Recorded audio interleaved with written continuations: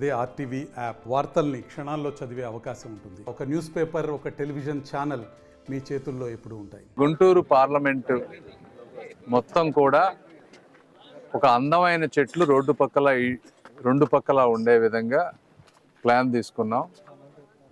దీనికి CSR funds కింద CCL products Rajendra Prasad గారు ముందుకొచ్చారు.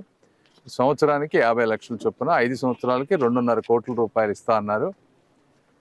వీటిలో మెయిన్ ఏంటంటే మొక్క పెట్టామని కాకుండా 2-3 ఫీట్ మొక్క పెట్టి అవి పెరక్క లేదా చనిపోయి గ్యాప్స్ రాకుండా ఉండే విధంగా కనీసం 8 to 12 ఫీట్ మధ్య ఉండే విధంగా బాగా పెరిగిన మొక్కల్ని తీసుకురావటం ఒకటి. రెండోది దాని చుట్టూ ట్రీ గార్డ్స్, అది వాళ్ళు సిసిఎల్ వాళ్ళ బ్రాండింగ్తో చేయించుకుంటారు. ట్రీ గార్డ్స్ కూడా పెడతాము. ఒక్కొక్క విలేజ్కి అరౌండ్ 300 to 400 ప్లాంట్స్, అంటే ఒక్కొక్క మొక్క కాస్ట్ వచ్చేసి 350 నుంచి 400 రూపాయలు పడుతుంది.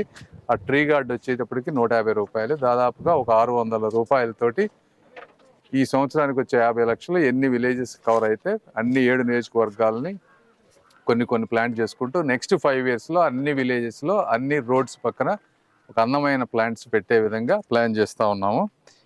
అందులో భాగంగా తొలి అడుగు చొప్పున మా స్వగ్రామమైనటువంటి బురిపాలెంలో ఈరోజు మొదలుపెట్టాం.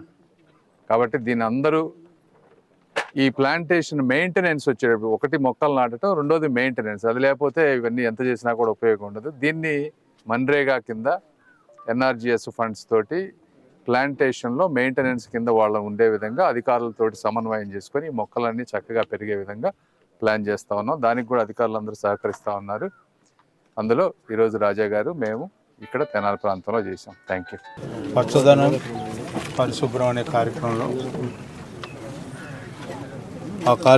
భాగంగా ఈ రోజున చెట్లు నాటే కార్యక్రమాన్ని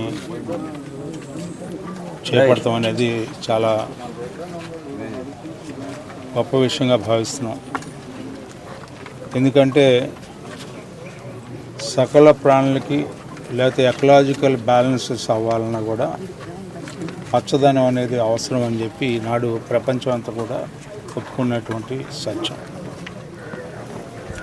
చెట్లు నరికే కార్యక్రమంలా కాకుండా గత ప్రభుత్వంలాగా ముఖ్యమంత్రి వస్తుంటే పచ్చని చెట్టు కూడా చూడకుండా ఎన్నేళ్ళది అనేది చూడకుండా నరికి వేసినటువంటి ఘనత వారిదైతే ఈనాడు పసిపిల్లల్ని ఏ రకంగా పెంచాలో ఆ రకంగా పచ్చదనాన్ని పెంచాలి అని చెప్పి దానికి నాంది పలికినటువంటి కేంద్ర మంత్రి వారికి మన ప్రాంతం తరఫున వారికి మరిన్ని వీడియోస్ కోసం ఛానల్ ని సబ్స్క్రైబ్ చేయండి. లేటెస్ట్ అప్డేట్స్ కోసం వాట్సాప్ ఛానల్ ని ఫాలో అవ్వండి. ఆ లింక్ డిస్క్రిప్షన్ లో ఉంది.